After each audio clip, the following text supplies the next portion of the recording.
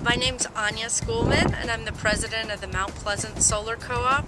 I'm also the president of the DC Solar United Neighborhoods, DC Sun, which is an association of 12 solar co-ops in DC. We started the co-op about 4 years ago.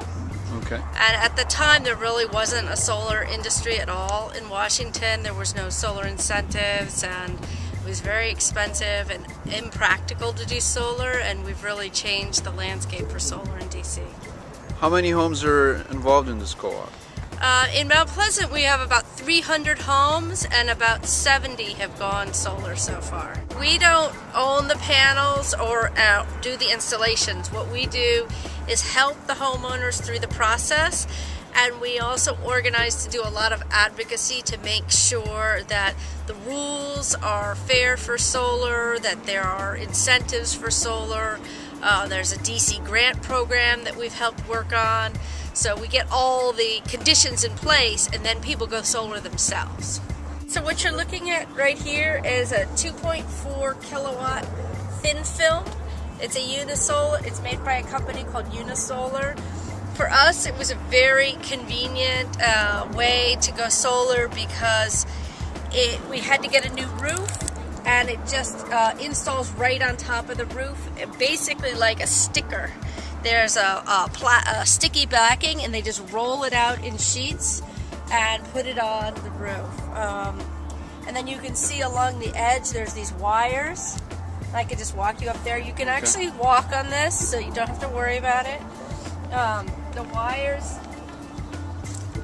all collect here, and they go into a conduit here and over down the front of the house along the downspout, so it's not really very visible.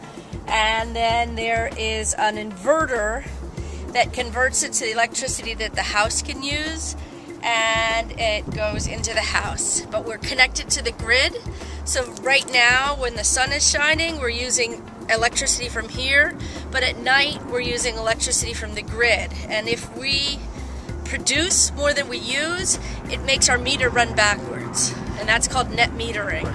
So the basic idea is that during the day you would run your meter backwards, and then at night you'd run it forwards, and that's how you get much lower bills. So most of our members, their bills have gone down more than half. There's another way of installing where it has metal clips that are attached to the metal seam roofs. They're clips that are specially designed for a standing seam roof, but you'll notice that the panels are installed flush to the roof as opposed to a tilt, and that's so that you don't have to worry about wind shear tugging on the roof. So what you find is that, well, when we started, we thought, well, all our roofs look the same, and you look out, it looks like the same thing, but it turns out some people have brand new roofs, some people have 100-year-old roofs, some people have metal roofs, some people have tar roofs, so some people have air conditioners, some people have skylights. So it turns out that even though they all look the same, there's very different technical challenges for each roof. We're also in a historic district, so all of the panels have to be placed in a way that they're not visible from the street, which is one of the things that's so interesting. When you're up here, we can actually see, I think, 12 different installations from the roof, but down from the sidewalk you can't see any. So we help the homeowners go through that process of figuring out what approach to use for them. It's very confusing sometimes because one installer will say, oh, you've got to do this, and another will say that, and so we can help them, figure that out. There's really no maintenance. I mean, you can come up here and get the leaves off or clean off the bird poop or something like that, but it's not really, you have to make sure. Some people have problems with squirrels chewing the wires, so you want to just check on it from now and then. Some people check on it by physically going up on the roof, but also you can just check on it to see if your production is at the expected amount. This system produces about 10 kilowatt hours of electricity a day. The average home uses 800 and something like that. About per month, you mean? Per month, right. 850 is about an average DC home. So this is only 30 out of that, but it adds up. We really tell our homeowners just to let the snow melt, If you've got a system like you can see in those houses over there, there's 2 systems. If you've got one like that, the snow is really sliding off there in a day, even with the big snow. Oh.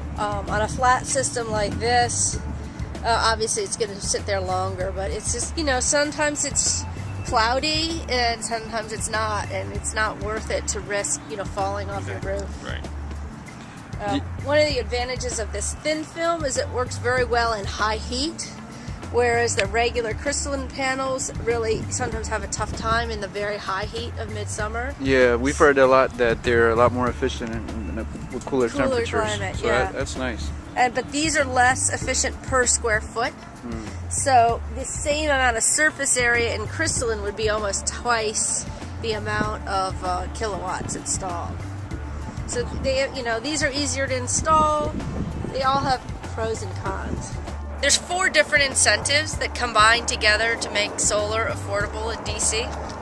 So the first one is the DC rebate program, and we helped work on the legislation that got that bill created. It's not funded with tax money. It's funded by a tiny surcharge on your utility bill. And it is right now budgeted at about $2 million a year. And that will cover more than 1/3 of the cost of the panels right now. And then that's number 1. Number 2 is there's a federal tax credit, and the federal tax credit is actually for 30% of the total cost. Each one's done differently. So the DC rebate is a payment per kilowatt installed, whereas the federal tax credit is 30% of the cost. So they're calculated in a different way. So that's number 2. So first is the DC rebate. Second is the federal tax credit. The third is you have the option of selling your solar renewable energy credits, and that is the green value of your electricity. It's not the electricity you use. It's the green value. The utility needs to buy that in order to meet their renewable energy requirements, and it is worth like for a system like this, it's worth about $900 a year selling those credits. So that starts to add up. And then the fourth way is actually this net metering. So we have many members who've seen their bills go from $150 down to $20 a month, and so you can see that also quickly starts to add up.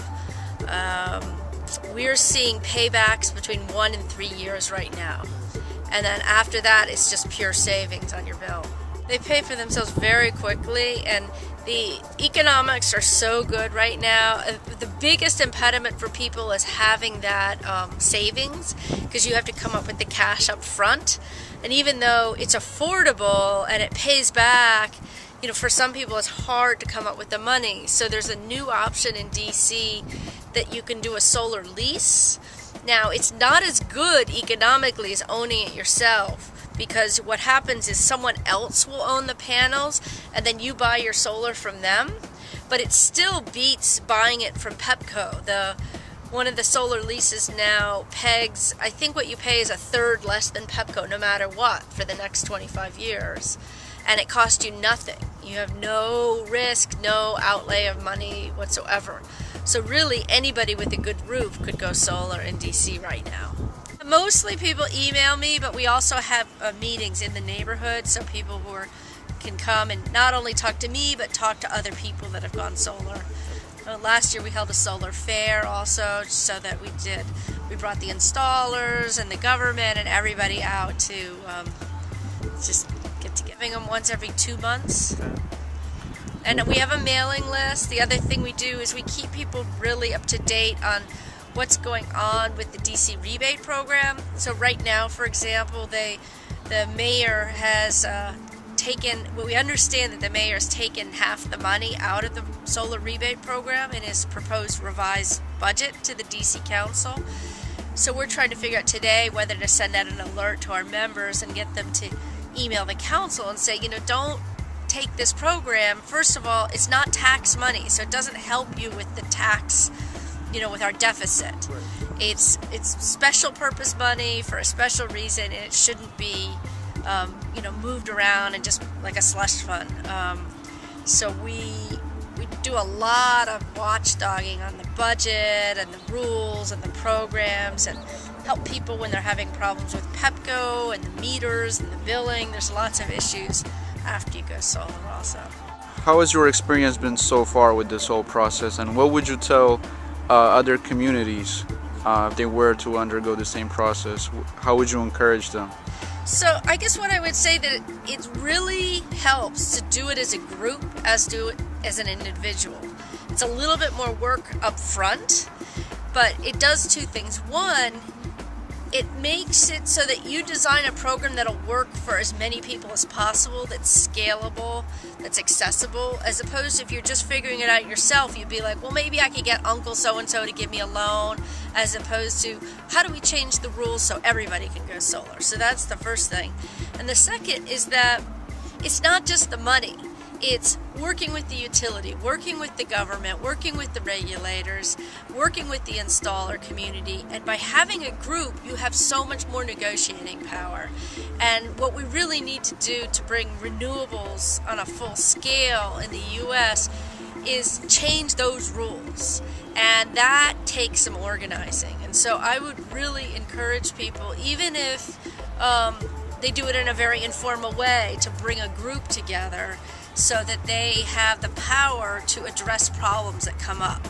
And I think each jurisdiction's different. Like, for example, in our jurisdiction, we're having a lot of problems with our meters, our electric meters. And we were able to get a big group together just last week to meet with our utility. In some other jurisdiction, maybe the utility is promoting solar, but the problem is, I don't know, taxes or the permitting authority or whatever. So each place is different, each geography is different, but if you do it as a group, I think you make a lot more progress and have a lot bigger impact.